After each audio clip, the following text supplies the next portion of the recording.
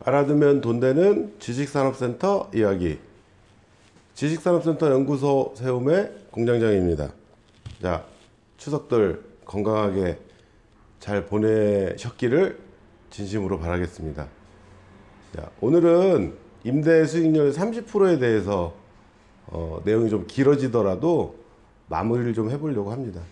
추석 전하고 추석 지나고 난 직후에 영상을 만들려고 했는데 내용이 좀 다소 복잡하고 내용이 복잡하다 보니까 전달이 잘 안 되는 느낌이 있어서 찍지 말까 생각을 하다가 다시 이제 영상을 만들기로 한 이유가 뭐냐면은 지식산업센터는 한 칸 정도 투자해 갖고 끝내시는 분들보다는 여러 칸을 하시는 분들이 의외로 많습니다.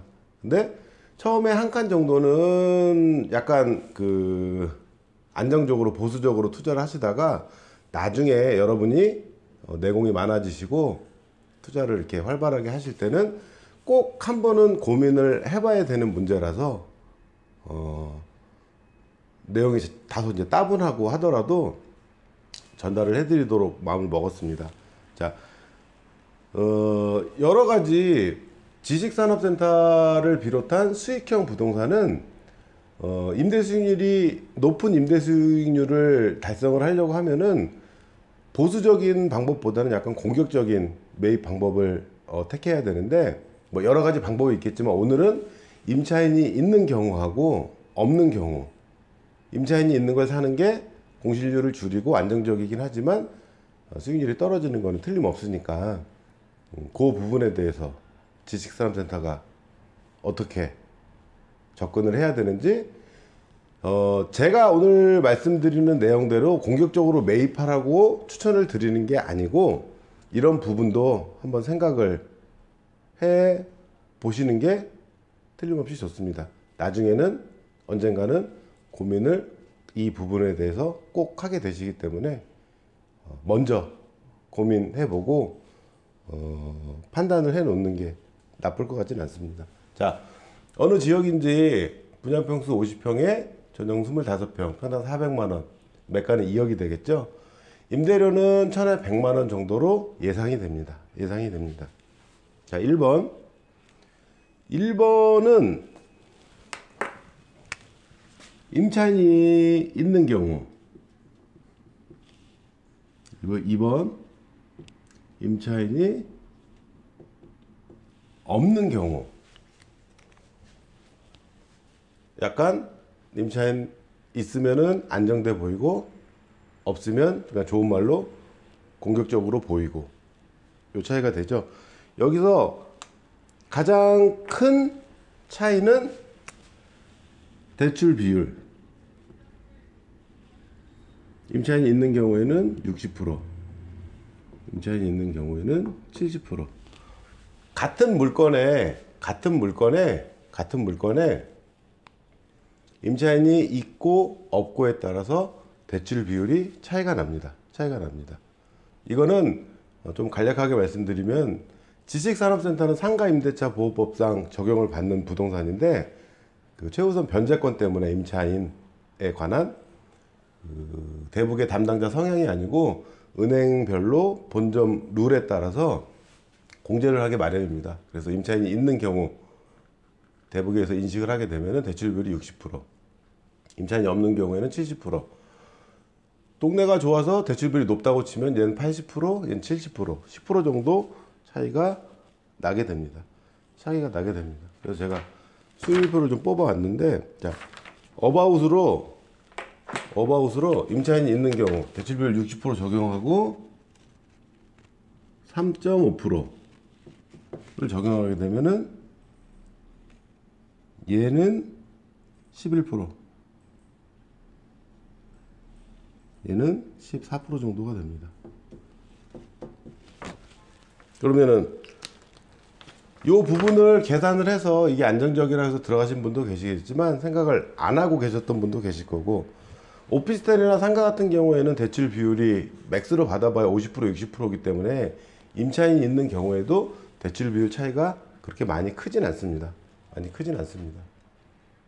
그런데 실무에 들어오게 되면은 입장을 바꿔서 생각해 보면 임차인이 없는 물건이 가격 협상이 좀 될 가능성이 크죠. 그리고 임차인이 있는 경우에는 속된 말로 급한 게 없으니까 가격 협상이 안 되거나 더 받으려고 하죠. 자, 일반적으로 얘가 10% 정도, 평당 440,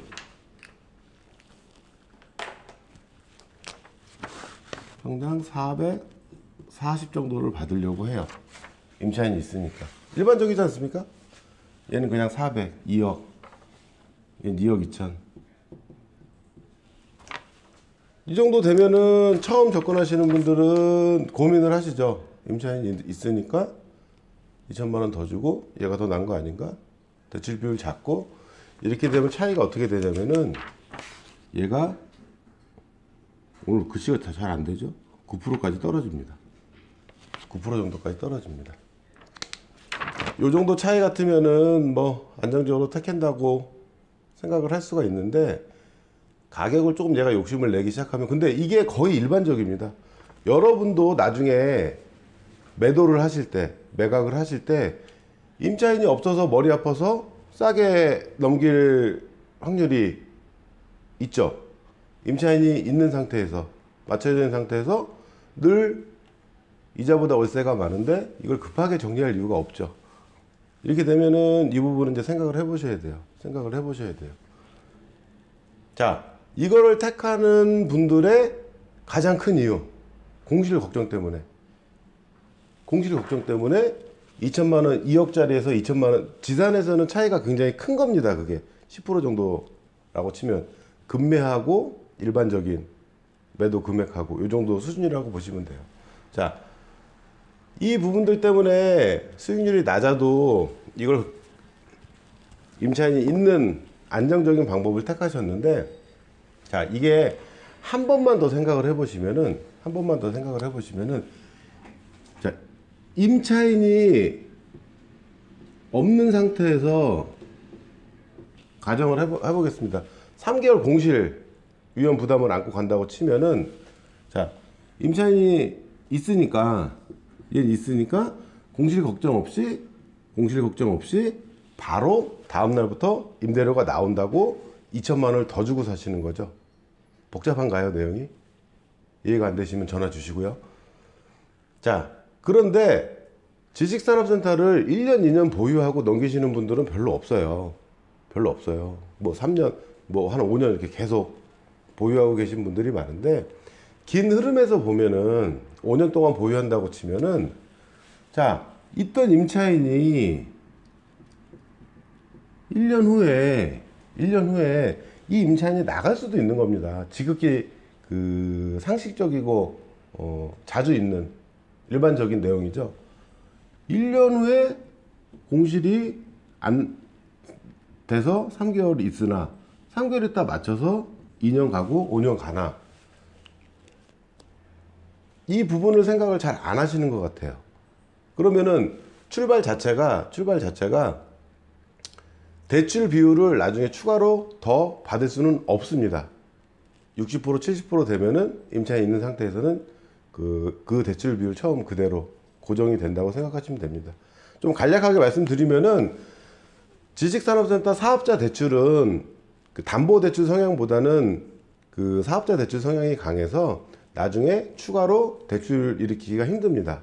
왜냐하면은 나중에는 그 대출 계정 항목이 운영자금으로 대출을 받아야 되는데, 사업자를 내놨지만 거의 매출이 다 임대소득으로 잡히기 때문에 임대소득이 많은 사업자 같은 경우에는, 그리고 매출이라고는 임대소득밖에 없는 경우에는 추가로 대출 실행하기가 운영자금으로 힘듭니다.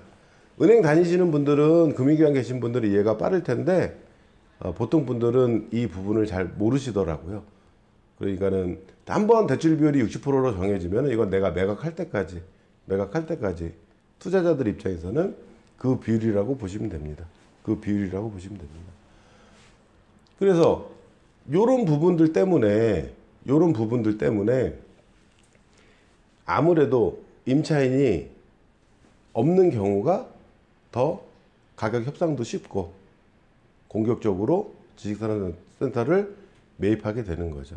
자, 처음에 하시는 분들은 그러니까 임차인이 있는 걸 인수하는 거랑 없는 경우를 고민을 더 10%가 비싸더라도 이쪽으로 고민하시는 이유는 제가 나중에 이 고민을 한다고 말씀을 드렸죠. 처음에 본인도 경험이 없으니까 안정적으로 이렇게 택하게 되는데 어느 정도 자리가 잡히고 공실이 적다는 거를 이거는 백날 부동산하고 제가 설명해 준다고 말로 설명해 준다고 되는 게 아니고 자기 몸으로 느끼게 되면은 1,100만 원 정도면 쉬 나가겠구나. 자, 다음에 이 지역에 매매가랑 임대가 파악이 돼서 수익률 10% 정도면 괜찮으니까 하나 더 해야 되겠다. 이분 입장에서는 이제 1번, 2번 처음에는 똑같은 사람인데 임차인이 있는 거를 다소 낮더라도 매입을 했다고 치면은 다음엔 틀림없이 이걸 고민하게 됩니다. 틀림없이. 급한 게 없으니까 임차인이 내가 1,100만 원에 이 정도 사이즈면은 쉬 나갈 수 있는 건물이다. 지산이다. 싶으면은 비싸게 매입하는 게 아니고 해당 부동산이나 물건을 섭외를 할 때 가격 협상이 되는 머리 아픈 것들 요런 거를 사서 임차를 맞출 생각을 하게 됩니다. 비율이 확실하게 높아집니다. 자, 그러면은 여러분이 단순하게 생각해서 임차인이 많이 월세가 높게 맞춰진 거를 사면 되잖아. 그럼 대출 조금 받아도 수익률이 많이 나오잖아. 뭐 이렇게 생각하실 수도 있습니다.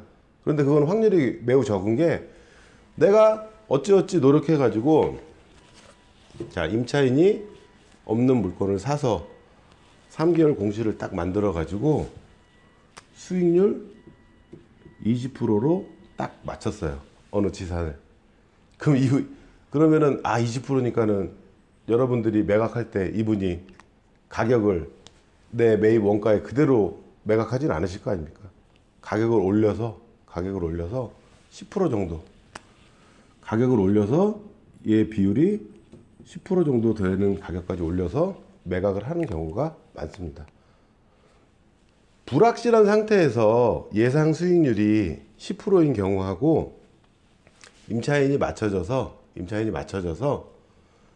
확정 수익률이 10%인 경우 그 물건 하나만 팔면 되는 거잖아요. 전략적으로 보면은.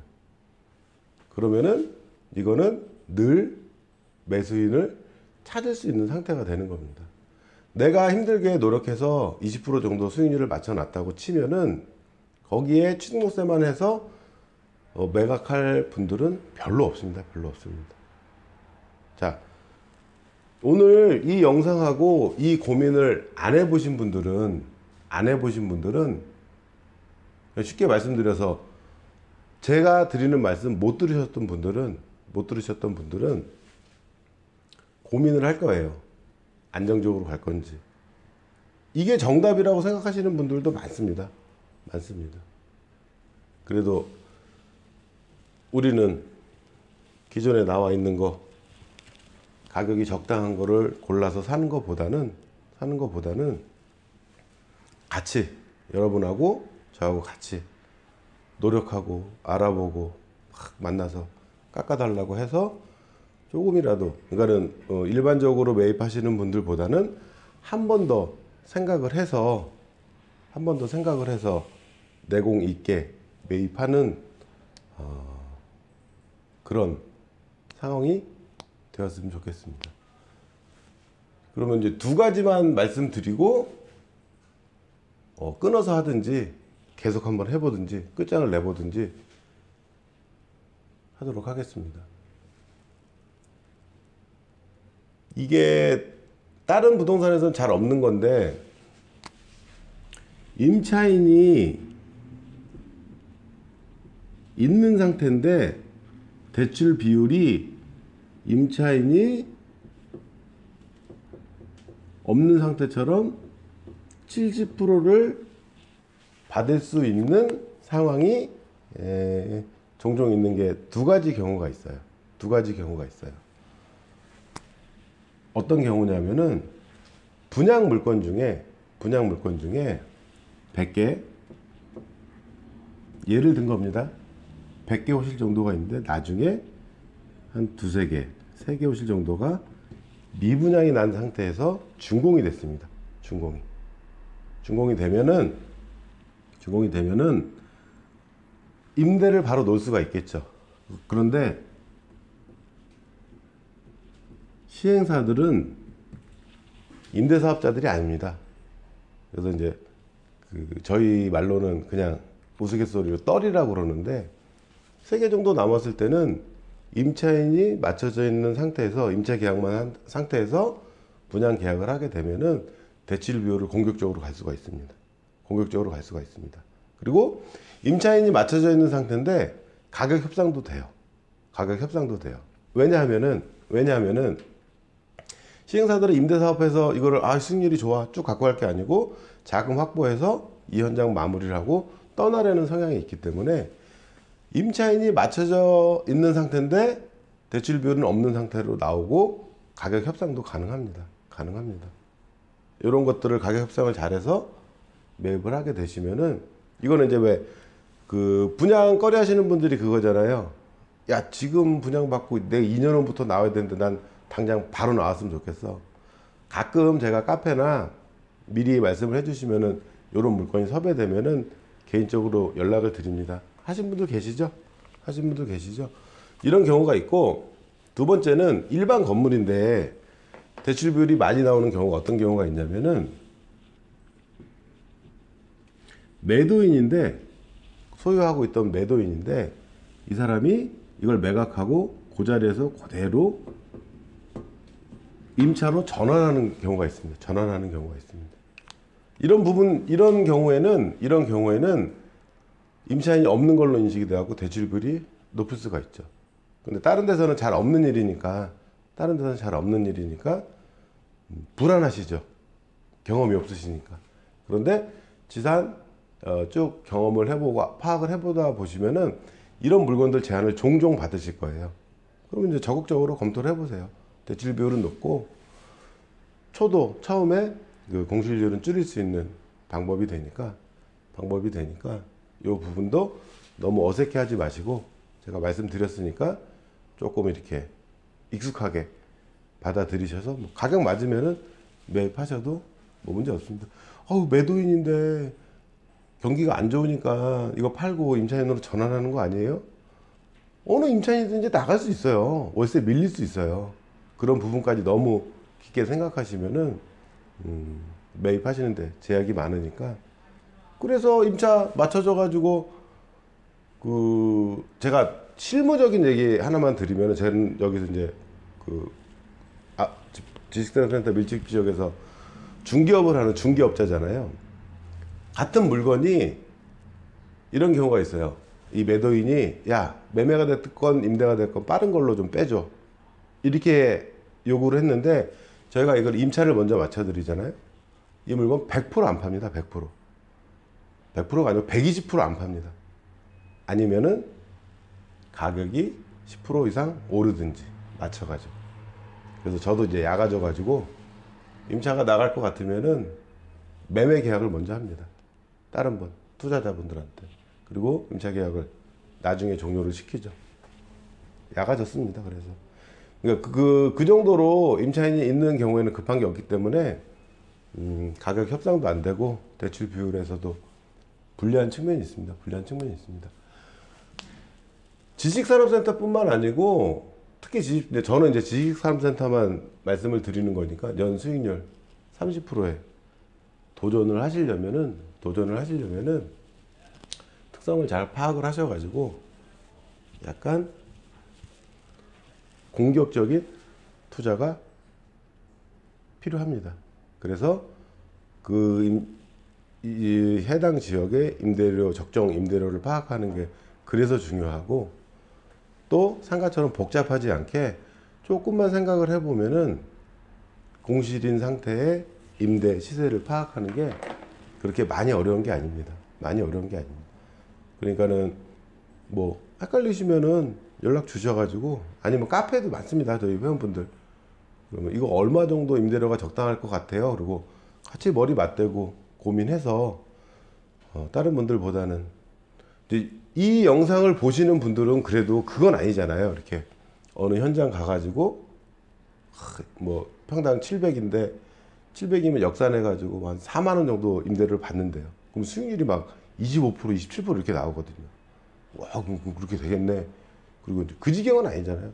고민 한번 해보시고 정말 35,000원, 37,000원에 나갈 수 있는지 고민할 정도는 되시니까 이 영상을 보고 계시리라고 판단을 하거든요. 아직 판단이 안 서시고 이 영상을 먼저 보신 분들은 앞서 제가 올린 영상들을 한번 쭉 보세요. 이렇게 뭐 하루 정도면 봅니다. 내용 많지 않으니까 하루 정도 시간 투자해 가지고 뭐 몇천만 원 이득이 생긴다고 치면은 투자해 볼 만한 겁니다. 그거는. 그러니까 너무 성급하게 지식산업센터 매입하지 마시고 조금 더 생각해 보시고, 아파트처럼 막 오르고 막 상가처럼 한꺼번에 분양되고 그런 거 없습니다. 얘기가 길어졌습니다.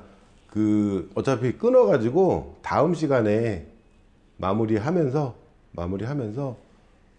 연수익률 30%에 대해서 정리하도록 하겠습니다. 자, 멀지 않은 시간에 뵙도록 하겠습니다. 감사합니다.